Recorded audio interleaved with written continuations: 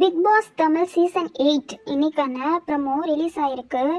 இன்னைக்கு ப்ரமோவில் என்னென்னா சாச்சனாவை எலிமினேட் பண்ணிட்டாங்க. எதனாலனா எல்லாரையும் ஓப்பன் நாமினேஷன் பண்ண சொல்லியிருப்பாங்க. அதில் எல்லாருமே அவங்களுக்கு தான் அதிகமான ஓட் போட்டிருப்பாங்க.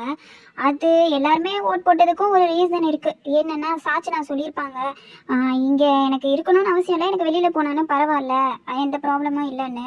அதனால தான் எல்லாருமே அவங்களுக்கு ஓட் போட்டிருப்பாங்க. ஏன்னா ஸ்டார்ட் ஆகி முதல் நாள்லேயே எலிமினேட் ஆகுறது இதுதான் முதல் முறை. எப்போவுமே ஒரு வாரம் கழிச்சு தான் எலிமினேஷன் வைப்பாங்க.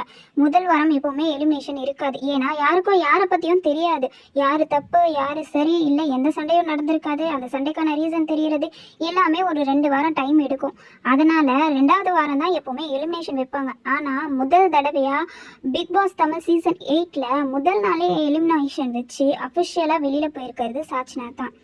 அவங்களோட முடிவுன்னு கூட இதை சொல்லலாம். ஏன்னா எனக்கு வெளியில் போனால் எந்த பிரச்சனையும் இல்லைன்னு சொல்லிட்டு அவங்களாவே சொல்லியிருக்காங்க.